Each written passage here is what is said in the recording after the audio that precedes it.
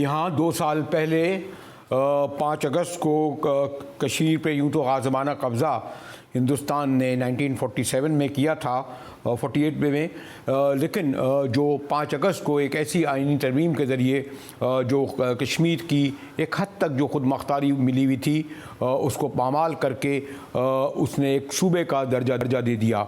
और सबसे बढ़कर ये कि आइन के तहत यानी जो भारतीय आइन के तहत इस बात का इख्तियार नहीं था हिंदुस्तान के लोगों को कश्मीर में आ बसें, और इस तरह बहुत बड़ी तादाद में यहाँ लोगों को इसलिए लाया गया ताकि मकबूदा कश्मीर भारत के ज़ेर कश्मीर में वहाँ के कश्मीरियों को, जिनकी अक्सरियत मुसलमान है, उनको अक्सरियत को अक़लियत में तब्दील किया जाए।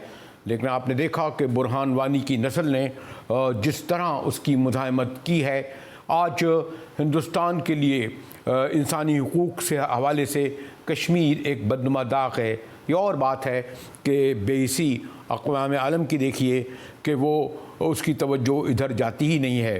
यही देखें कि कुछ सहाफ़ी जो वाघा के रास्ते पाकिस्तान आना चाह रहे थे, उन्हें आने नहीं दिया गया, और इस कश्मीर में भी, उस कश्मीर में भी, लेकिन बिलाखिर कश्मीरियों ने जिद्दत की है, जो कर रहे हैं। 5 अगस्त क्या, इस तरह के कितने भी आइनी कानूनी तरमीम कर लें, कश्मीर हिंदुस्तान का न था, न है, न होगा। आज सारे मुल्क में ख़ासतौर हमारे ख़ुद वज़ीर ख़ारिजा ने भी इस्लामाबाद में जुलूस निकाला और पूरे कश्मीर में जुलूस निकले, प्राइम मिनिस्टर, प्रेसिडेंट, और ग़ालिबन ये एक ऐसा इशू है जिसमें हुकूमत और अपोजिशन कम से कम एक प्लेटफॉर्म में है।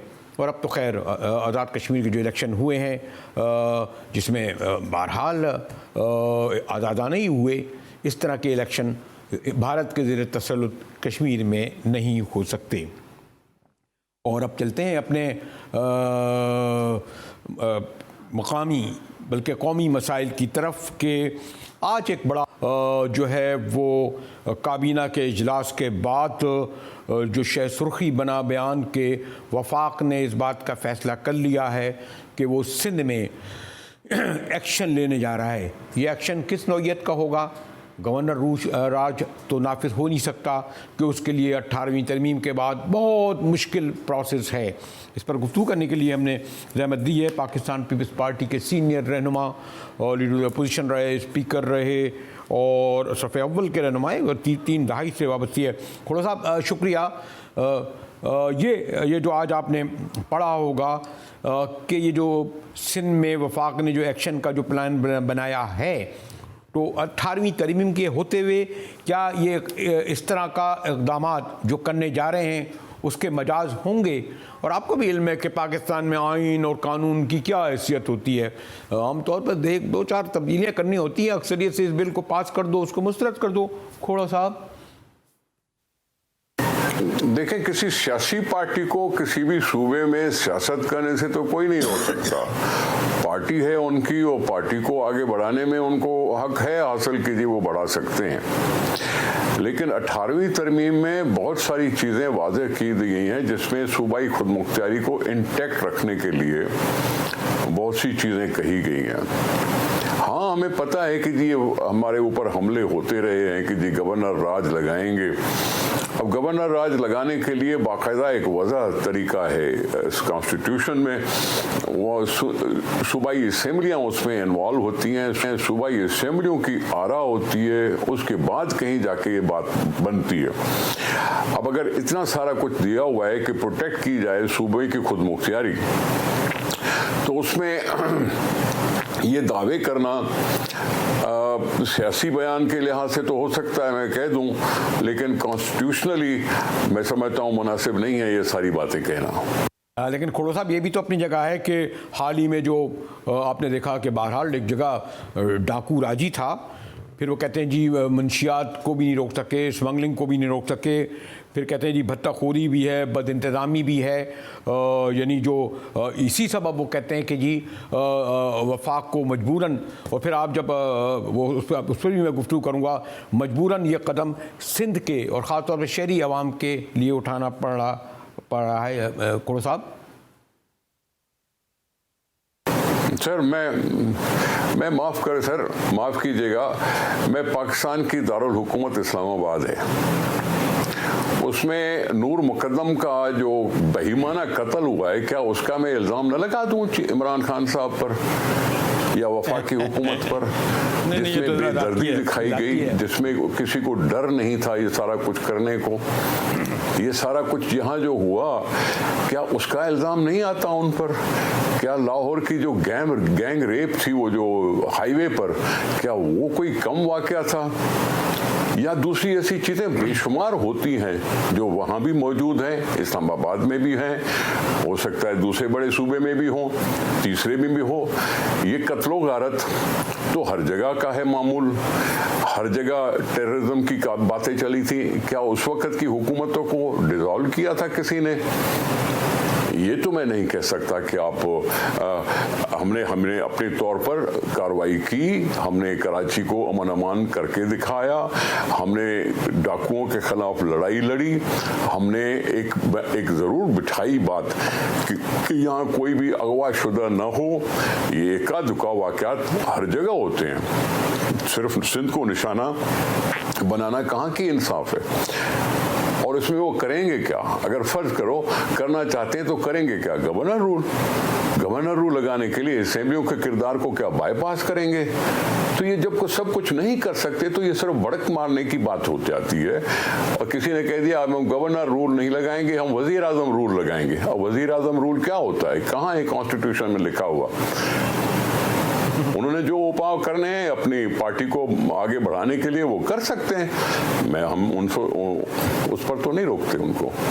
लेकिन खोड़ो साहब, अगर वो ये कहते हैं कि वफाक के वो मंसूबे जो कई साल से, जैसे ग्रीन लाइन का मंसूबा हुआ, KCR का हुआ, फिर पानी का इशू है, बिजली का इशू है, बहरहाल वफाक के तहत हैं, आप उनके साथ कोऑपरेट नहीं करते। लॉकडाउन में भी आप कोऑपरेट नहीं करते, बल्कि MKM के कायद को तो कहना पड़ा और दीगर पार्टियों को, जनाब अगर प्राइम मिनिस्टर हुक्म दे तो हम अभी लॉकडाउन ख़त्म कर सकते हैं। मसलन उनके पास बहरहाल एक प्रेशर ग्रुप भी है और दूसरे वो जो बड़े वफाक के मंसूबे हैं उन्हें लेके आ रहे हैं। ये तो अट्रैक्ट करेंगे ना सिंध के आवाम को, इसीलिए उन्होंने ये कहा है ना कि हम एक्शन लेने जा रहे हैं। खोड़ो साहब अब ये तो फिर वो जंगल का झगड़ा हो गया ना, ये तो हो गई वो बात कि जी हम खुलवा के दिखा दें। ये बात ऐसी नहीं है। देखिए, आपने जहाँ तक डेवलपमेंट स्कीमों की बात की, जिसके लिए उन्होंने एक वफाकी वज़रा की और सिंध के चीफ मिनिस्टर साहब मिलकर एक कमेटी बनाई कि ये उसको ओवरसी करेगी उस प्रोग्रेस को, डेवलपमेंट स्कीम्स को। तो ऐसी स्कीम और ऐसी कमेटी तो उन्होंने पंजाब में भी बनाई हुई है। अगर हम पर एतबार नहीं था और हमारे ऊपर कमेटी बनाई गई तो अब वो कमेटी पंजाब में भी है, KP में भी है, बलूचिस्तान में भी है। क्या सबका क्या करेंगे? सबके गवर्नर रूल लगाएंगे? हाँ, हमने एतराज किया था कि ये क्या बात है, वफाक अपने फंड देता है सूबाई हुकूमत को, सूबाई हुकूमत से उस पर लाजिम होता है कि उसकी इम्प्लीमेंटेशन करे और डेवलपमेंट काम पूरे करवाए। अगर उन्होंने खुद से देखना है तो आओ देख लो, कमेटी बनाई है, देख लो। लेकिन अब वो सिर्फ सिंध तक रही नहीं है, ये पंजाब में भी है। तो फिर वो पंजाब के लिए भी बोलना चाहिए ना उनको। कमेटी बनाने की जरूरत क्यों आई? क्योंकि शायद पंजाब की हुकूमत पर उनको एतबार नहीं था, इसलिए उन्होंने वहां भी कमेटी बना दी। अगर सिंध में बनाई है तो पंजाब में क्यों बनाई? सिंध पर तो चलो एतबार नहीं था, मुखालिफ हुकूमत थी, लेकिन वहां तो उनकी अपनी मुआफिक हुकूमत है। उस मुआफिक हुकूमत के ऊपर कमेटियां बनाने का क्या तस्वुर है? वैसे खोड़ो साहब, अगर मैं आपसे ये पूछूं कि आपको बहरहाल सिंध का ही तजर्बा नहीं है, यानी सिंध के ही सियासी खिलाड़ी नहीं है, वफाक में भी हुकूमत रही है और आपने वहाँ उस पावर कॉरिडोर को भी देखा है। बहरहाल अगर ये काबीना के ज़राए ने अगर ये कहा है, यानी काबीना के ज़रिए ये कहा गया है और ये पैगाम दिया है कि हमारा एक्शन का प्लान है, आपका तजर्बा क्या कहता है? ये जो अगर आप इसको सिंध पर हमला करार दे रहे हैं तो कुछ और भी अवामिल और महरकात तो होंगे ना? मैं इस्टेब्लिशमेंट वगैरह की बात नहीं कर रहा खोड़ो साहब। सर, मैं गुजारिश करूं, जो भी वफाक में हुकूमत में आता है उसका होता है एक शौक के सारे मुल्क में उसकी हुक्मरानी हो। इत्तेफाक की बात यह है कि चारों सूबों में सिर्फ एक सूबा सिंध था जो उसकी पार्टी से ताल्लुक नहीं रखता था, और वो सूबे के साथ वो थोड़ा सा कभी कभी तासुब भी दिखा देते हैं, कभी सूबाई खुद मुख्तियारी का गिला कर देते हैं, कभी NFC अवार्ड का गिला कर देते हैं। प्राइम मिनिस्टर खड़े होकर गिला करता है, तो फिर मैं तो यही समझूंगा ना कि वो सूबाई खुद मुख्तियारी के खिलाफ है। लेकिन सिर्फ एक सूबा जो इस वक्त तक उनके पार्टी का नहीं है। अब गिलगित बल्तिस्तान में भी उनको जीत नसीब हुई, जैसे भी हुई। आज़ाद कश्मीर में भी जीत नसीब हुई। अब वो बहरहाल वफाकी वज़रा कह रहे हैं ना कि अब सारे मुल्क में है सवाए सिंध के, तो अब हमारी आंखें सिंध में हैं। उसके अलावा वो क्या कहेंगे? उसके अलावा वो कहेंगे क्या? जाहिर है आगे बढ़ने के लिहाज से उन्होंने ये बढ़के तो मारनी है, लेकिन जो कानून है, जो सूबाई खुद मुख्तियारी है, जो 18वीं तरमीम है, जो कॉन्स्टिट्यूशन पोजीशन है, उसमें मैं समझता हूं उनको पाबंद रहना पड़ेगा उन लोगों के। अगर वो अनकॉन्स्टिट्यूशन कोई काम करते हैं तो यकीनन यहाँ कोर्ट्स भी हैं, यकीनन यहाँ लोग भी हैं जो अपनी हुकूमत पर वार देखता हुआ शायद बर्दाश्त न कर सकें। थोड़ा सा बहरहाल इमरान खान साहब बढ़ के नहीं खाली मारते, इमरान साहब करके दिखाते हैं। मसलन उन्होंने बहुत सारी बड़े बड़े इक़दाम किए, मसलन गिलगित बल्तिस्तान में बहरहाल जीते, कश्मीर में भी जीते, और भी बहुत सारे उन्होंने डेवलपमेंट के हवाले से या करप्शन के हवाले से या शरीफों को निकालने के हवाले से, खैर अलग मौजूद चला जाएगा। तो बहरहाल आप फेस करने के लिए तैयार हैं? अभी तक तो ठीक है, ज़्यादातर शरीफों पे ही मलबा गिर रहा है, आपकी तरफ आया, तैयार हैं इसके लिए खोड़ो साहब? यानी खोड़ो साहब आपका मतलब ये कि आपकी जमात, आपकी हुकूमत, आपकी पार्टी? सर, हम सियासी पार्टी हैं, आजकल की पार्टी नहीं है। हम काफ़ी तारीख रखते हैं, आप भी जानते हैं उसको। हम भी क्लेम करते हैं कि हमारे साथ लोग हैं, और लोग ही हैं जो असल कुव्वत हैं, जो अवाम है वही कुव्वत है। हम भी क्लेम करते हैं कि वो लोग हमारे साथ हैं, और 12 उन्होंने सबूत दिया है, एक इलेक्शन, दूसरा इलेक्शन, तीसरा इलेक्शन।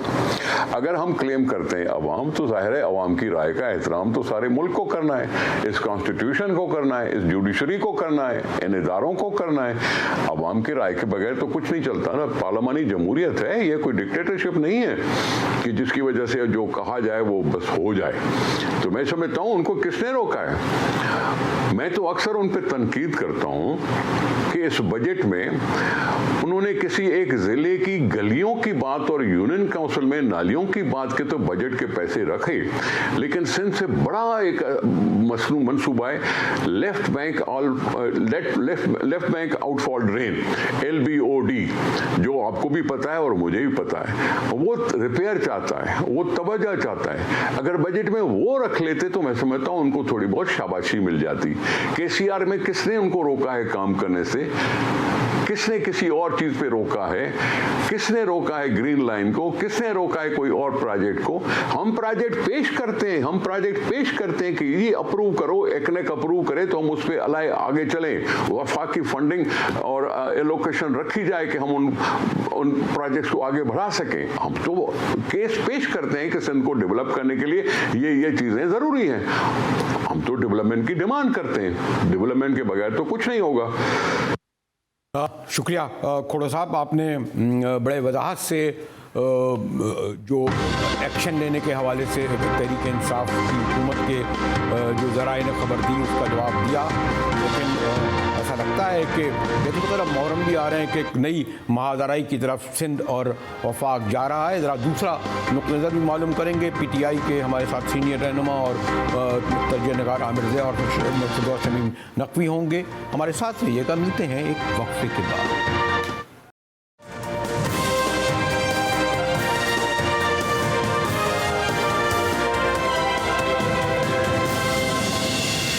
GTV मुजाहिर बिल्डरी आपको खुशामदीद करता है। और कश्मीर को अपना इशू है ही, लेकिन आपने देखा कि आज शेर सुरखी में आ रहा है कि वफाक कोई एक्शन लेने जा रहा है। सिंध में प्लानिंग कर ली गई है, एक्शन क्या होगा? थोड़ी देर पहले हमारे पीपल्स पार्टी के बड़े सीनियर रहनुमा निसार खोड़ो साहब, उनका कहना था कि गवर्नर रूल 18वीं तरमीम के बाद ला नहीं सकते, क्या वज़ीर आज़म रूल लाएंगे? मेरे साथ तहरीक इंसाफ के सीनियर तरीन रहनुमा फिरदौस शमीम नकवी मौजूद हैं। और सीनियर तरीन इसलिए कहूँगा कि खान साहब के साथ जब हमने इब्तदा में देखा 21 साल पहले 3 लोग होते थे, एक गवर्नर हाउस में बैठे हैं, दूसरे नज़र नहीं आते। शमीम नकवी हर जगह सड़क पर भी नजर आते हैं, असेंबली में भी और स्क्रीनों पर भी, और साथ ही हमारे अब तो मैं कहूँगा सीनियर एनालिस्ट और जर्नलिस्ट आमिर ज़िया मौजूद हैं। जी शमीम नकवी साहब, ये क्या जैसे आप हमारे निसार खोड़ो साहब कह रहे थे कि आप गवर्नर रूल तो ला नहीं सकते, वज़ीर आज़म रूल लेने के शायद लाना चाह रहे हैं, और 18वीं तरमीम तो हर तरह से दरवाजे बंद करती है वफाक की मदाखलत के। नकवी साहब। मुजाहिद भाई, पहले तो जरा इजाजत दें, एक आपके जो इब्तिदाई कलमात है उस पर कमेंट कर दूं। ना आप, ना रियाज साहब, ना मैं, जब तक हमारी हिम्मतें जवान है हम सीनियर नहीं है, हम जवान है, ठीक है। आप अपना काम कीजिए, मैं अपना काम करूं जी। अब जो बात, मुझे थोड़ा सा हिस्सा जरूर सुना मैंने निसार खोड़ो साहब का, तो पहले तो मैं पाकिस्तान पीपल्स पार्टी को एनालाइज कर दूं कि पोस्ट बेनजीर एरा में ये सुकड़ती जा रही है। और वो जो कह रहे हैं ना कि यहाँ जमहूरियत है, तो जमहूरियत ने फैसला दिया है केपी में, बलोचिस्तान में, पंजाब में, और पीपल्स पार्टी सिमटती आई है, और उन्होंने आज तक ये एनालाइज नहीं करने की कोशिश कर रहे कि वो सिमटते जा रहे हैं, छोटे होते जा रहे हैं। और सिंध में भी वो अर्बन एरिया से फारिग हो चुके हैं। 13 साल के इनकम्बेंसी फैक्टर, और जब तक इलेक्शन होंगे 15 साल हो चुके होंगे। जो उनके परफॉर्मेंस है वो डिप्लोरेबल है, और उसके सबूत या लिस्ट देना वो आप और आमिर साहब और पाकिस्तान और सिंध का हर शहरी जानते, कहेंगे तो वो लिस्ट कर दूंगा। जहां तक वफाक का ताल्लुक है, आइन के अंदर जो फंडामेंटल राइट्स है उसके डिलीवरी की जिम्मेदारी वफाक की है। अगर वो फंडामेंटल राइट्स किसी सिटीजन्स की वायलेट हो रही होंगी तो वफाक को आइन के मुताबिक एक्ट करने का हक है। अब उसके अंदर बहुत सारी चीजें हैं। आर्टिकल 149(4) है जो पाकिस्तान में पहले कभी नहीं अप्लाई हुआ, जिसके तहत डायरेक्टिव दे सकती है चीफ मिनिस्टर को, प्राइम मिनिस्टर के, आप ये काम यूं करें। वो उसके ऊपर लाजिम और मलजूम है कि वो काम उसी तरीके से करे। 234 गवर्नर रूल है। गवर्नर रूल के जो इस वक्त सूरत हाल है, वो अगर हम इस वक्त कहते हैं कि हमारे दोनों हाउसेज में मेजॉरिटी हो जाती है तो हम ज़्यादा से ज़्यादा 180 दिन के लिए लगा सकते हैं, उसके बाद वापस वो आ जाएगा।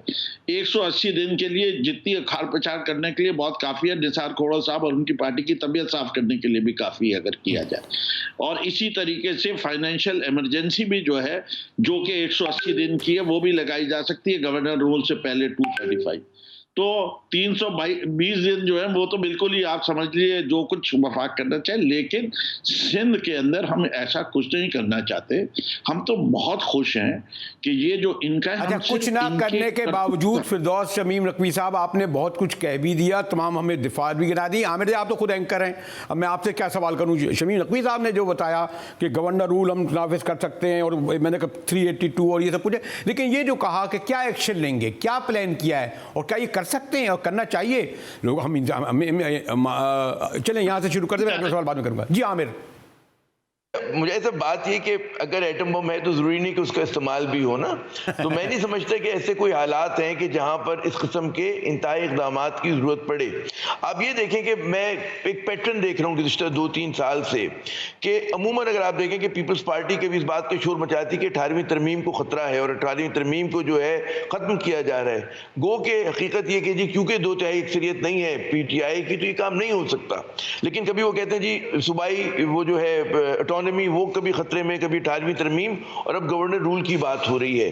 तो मेरे ख्याल में हमारी जो सियासी जमातें हैं हिज़्ब इख्तिलाफ की, और बाज़ औक़ात जो है वो जो हिज़्ब इक़्तिदार में वो भी ये काम करते हैं कि वो ऐसी हवाइयाँ छोड़ते हैं जिससे अवाम की तवज्जो जो है असल मसाइल से हट जाए, और वो मतलब ऐसी सानवी चीज़ों में चले जाएं। 4-6 दिन हम उस पर प्रोग्राम करें, गुस्सा निकालें, मजमून तहरीर करें, और फिर टाइम फिश कुछ नहीं हो रहा। असल इशू ये कि माशाअल्लाह चश्मे बदूर पाकिस्तान पीपल्स पार्टी गुज़श्ता 13 बरस से जो है वो बरसरे इक़्तिदार है। मैंने अभी निसार खोड़ो साहब की कुछ गुफ्तगू भी सुनी आपके प्रोग्राम के जो पिछले हिस्से में, पूरा तो नहीं सुन सका मैं, उसमें वो बार बार कह रहे थे जी कि वफाक को यहाँ पर मनसूबों का आगाज़ करना चाहिए।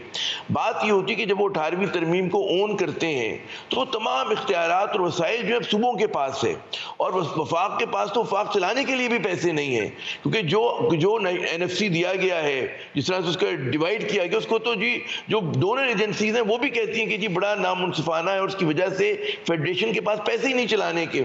तो ये जो मासूमियत में पीपल्स पार्टी के दोस्त कहते हैं कि जी ये चीज़ हमारी भी, 18वीं तरमीम भी हमारी है, तमाम वसाइल भी हमारे, और पैसा जो है आकर वो जो है लेकिन आमिर ज़िया, लेकिन आप इनको भी तो नहीं कर सकते। कराची के अवाम ने झोली भर भर के PTI को वोट दिए, 14 MNA जिताए, अच्छा 26 MPA जिताए, तो फिरदौस शमीम ये भी तो हमें बताए ना कि 3 साल बाद आपको क्यों ग्रीन लाइन मंसूबा याद आ रहा है, KCR याद आ रहा है। एक जुमला कहने दें, मैं कह रहा हूं कि मुत्तहिदा कौमी मूवमेंट को शहर ने 90% 95% मैंडेट दिया, PTI को हम 101% भी दे दें, लेकिन जब तक प्रोविंशियल असेंबली के अंदर अगर अक्सरियत नहीं होगी तो कराची के लिए कुछ भी नहीं हो सकता। फेडरल गवर्नमेंट के काम इन्होंने क्यों नहीं करे? नकवी साहब आपने क्यों नहीं कराया? नकवी साहब ऑटोनॉमी, चलिए फिर मैं आपको ये जी नकवी साहब, आपको तो जरा बचा के ले गए हमारे आपके दोस्त आमिर ज़िया, आपको जरा बचा के ले जा रहे हैं, लेकिन मैं तो यहाँ बैठ कर आपसे पूछ सकता हूँ ना आपने क्यों नहीं अपने गवर्नमेंट कब कंप्लीट किए फेडरल प्रोजेक्ट? मुजाहिद भाई मैं जवाब देता हूँ। शहर कराची के अंदर इस साल जनवरी के अंदर 52 फाइबर टेंडर्स दिए गए एक वक्त में, जो कि पाकिस्तान के किसी शहर में एक साल के अंदर भी नहीं आए। इस शहर कराची के अंदर वफाक ने बिल्कुल सिग्नल फ्री कॉरिडोर क्रिएट किया, सुरजानी से लेके गुरु मंदिर तक। ग्रीन लाइन का मंसूबे की बसें मुकम्मल होके चाइना के पोर्ट में खड़ी हुई हैं, शिप पे चढ़ने वाली हैं, इस महीने के आखिर में कराची आ जाएंगी और उसको अक्टूबर के अंदर ग्रीन लाइन ऑपरेशनल नजर आएगी आपको।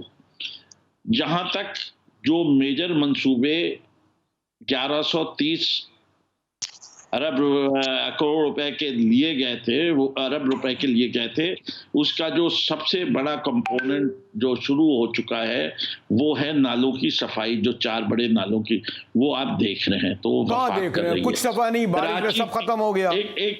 एक मिनट, नहीं वो जो भी है वो अभी काम नहीं मुकम्मल हुआ, उसके दोनों तरफ सड़कें बनती हैं, नालों की अलाइनमेंट दुरुस्त होनी है, बहुत कुछ है, और इंशाल्लाह वो काम जो है वो हो रहा है, वो वफाक कर रही है।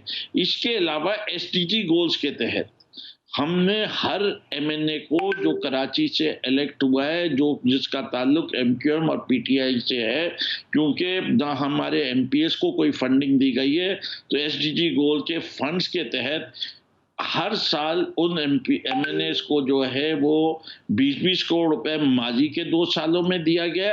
इस साल जो है वो रकम बढ़ा के इंशाल्लाह वो 50 करोड़ रुपए की जा रही है, जो कि कुल मिला के तकरीबन 30 अरब रुपए होता है, जिससे नाली सड़कें, जिसका जिक्र निसार कोड़ा साहब कर रहे थे, इससे कि कराची की गलियां उधड़ चुकी हैं, सीवरेज के पाइप एग्जिस्ट नहीं करते, पानी की लाइनें टूट चुकी हैं, लोगों को बेतहाशा तकलीफ थी। फिर आइए जो सबसे बड़ा और मैं समझता हूं कराची के लिए लाइफलाइन की हैसियत रखता है, वो K4 का मंसूबा है। K4 के मंसूबे की कंसल्टेंसी ऑस्ट्रेलियन फर्म को और वापदा को उसका प्रोजेक्ट मैनेजर बना के वफाक ने उस पर भी काम शुरू किया हुआ है। ML1 के ऊपर आप आइंदा चंद दिनों में सुनने वाले होंगे कि उसका फाइनेंसिंग पैकेज हो गया। ML1 का सबसे पहले जो पोर्शन लिया जा रहा है वो लिया जा रहा है कौन सा, KPT से लेके नकवी साहब आप मुझे वैसे ब्रेक की तरफ जाना पड़ रहा है, लेकिन 3 साल बाद जो भी आप मंसूबे बता रहे हैं वो तमाम अधूरे अभी तक फेडरल गवर्नमेंट के नजर आ रहे हैं। आमिर साहब इस हवाले से मैं ब्रेक के बाद आऊंगा तो आपसे सवाल करूंगा, हमारे साथ रहिएगा, मिलते हैं एक ब्रेक के बाद।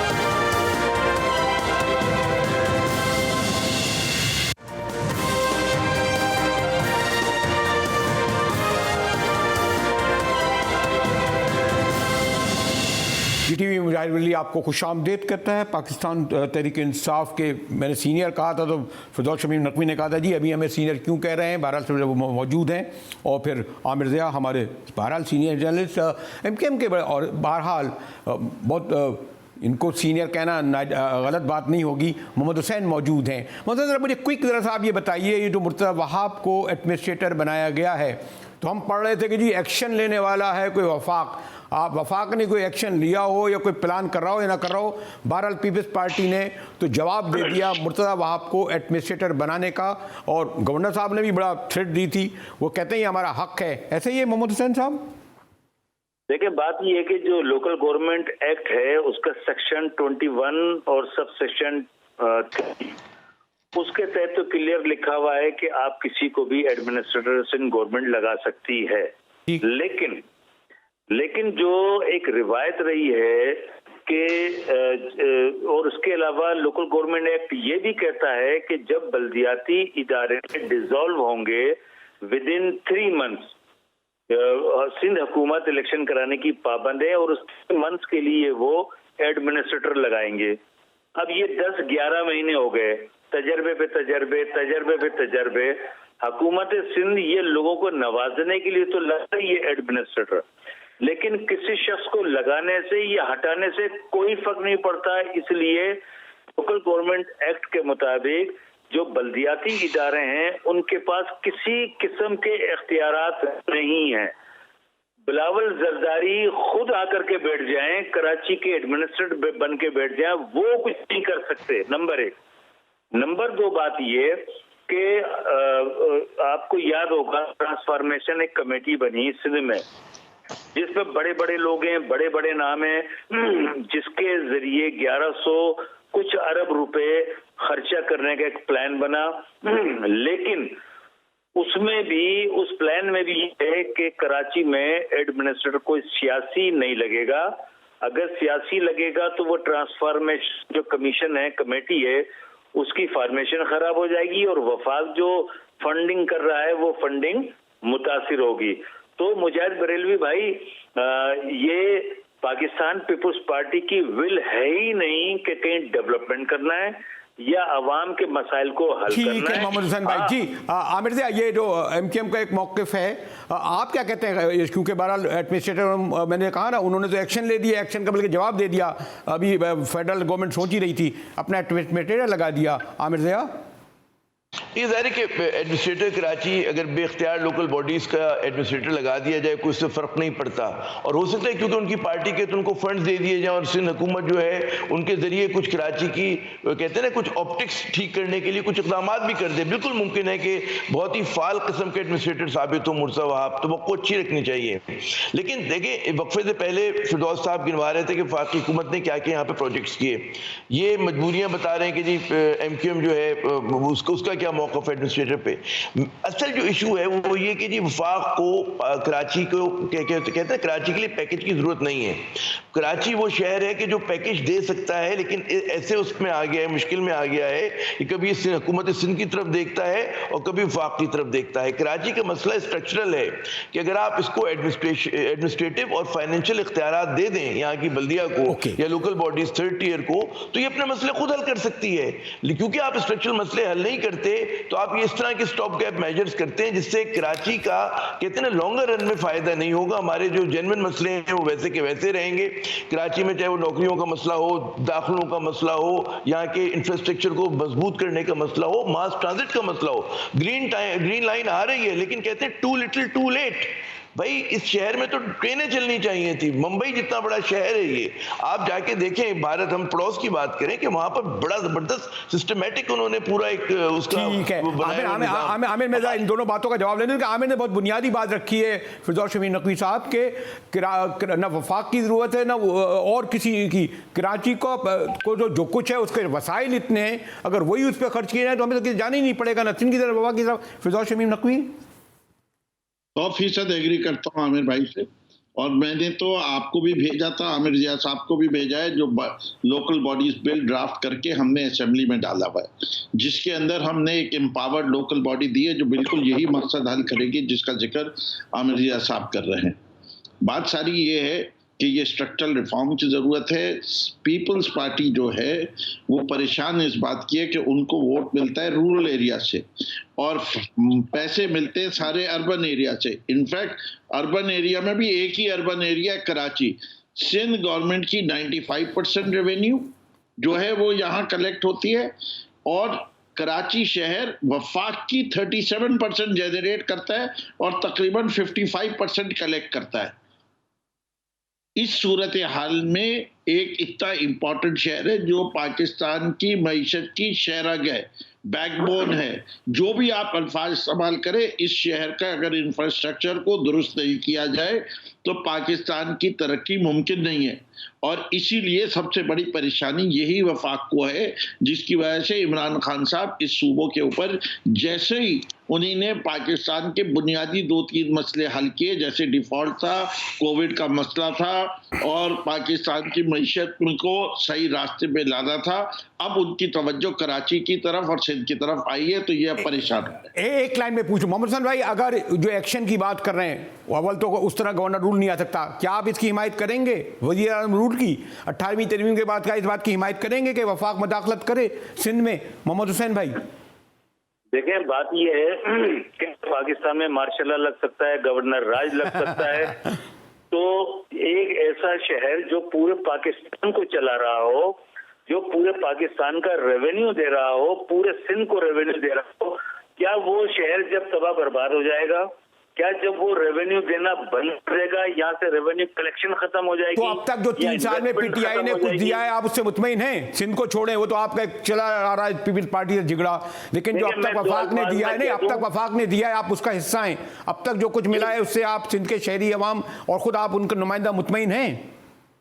देखिए, हम तो वफाक से भी मुतमईन नहीं है। वफाक को जितनी फंडिंग करनी चाहिए, वफाक वो फंडिंग नहीं कर रहा। वो वफाक की अपनी प्रॉब्लम, अपनी मुश्किलात होती हैं। मैं तो ये कह रहा हूँ कि पाकिस्तान पीपुल्स पार्टी की शक्ल में जो वायरस में फैला हुआ है, इस वायरस का अगर खात्मा नहीं किया तो कराची, हैदराबाद, ये सब तो वो हो जाएंगे। फिरदौस शमीम नकवी की पार्टी आ रही है ना वायरस खत्म करने, क्यों शमीम नकवी साहब यो तो ये कह रहे हैं आपसे भी मुतमईन नहीं है, तो अब वायरस किस तरह खत्म करेंगे? क्या गवर्नर रूल लाके, वज़ीर आज़म रूल लाके? शमीम नकवी देखिए, हर जी शऊर आदमी जो है वो खूब से खूब तर की तलाश में होता है। मोहम्मद हुसैन साहब भी जी शऊर आदमी है, वो कहते हैं जितना हासिल कर लिया उससे और ज्यादा हासिल करना चाहिए, तो ये तो अच्छी बात है, इसमें तो कोई बुरा बात है। और हम कहते हैं हम बार को रेस करने में कभी परेशान नहीं होते, हम तो छोटे काम करने की बात ही नहीं करते, हम तो बिलियन ट्री सुनामी की बात करते हैं, हम कोई एक आध पेड़ लगाने की बात नहीं करते। हम जो है एक डैम बनाने 50 साल के बाद जब डैम बनाने शुरू किए, 3 शुरू किए, और अभी 3 जब शुरू हुए तो हम कह रहे हैं 10 और बनाएंगे। हमारा तो काम मुझे लग रहा है मुझे आमिर ज़िया हमारे जरा मुश्किल में जरा बैलेंस करना आमिर ज़िया के लिए मुश्किल हो रहा है, दाएं बाएं जो जाने पर उसके हैं, लेकिन मेरे ख्याल इस पर गुफ्तगू जारी रहना चाहिए। सॉरी आमिर ज़िया, आप भी एंकर, आपको जब कैमरे के पीछे कहा जाए कि आप सिर्फ के पास इतना वक्त है कि आप मेहमानों का शुक्रिया अदा करते हुए इजाज़त लें, तो वही सो मैं कर रहा हूँ और इसके साथ ही आपसे इजाज़त लेता हूँ।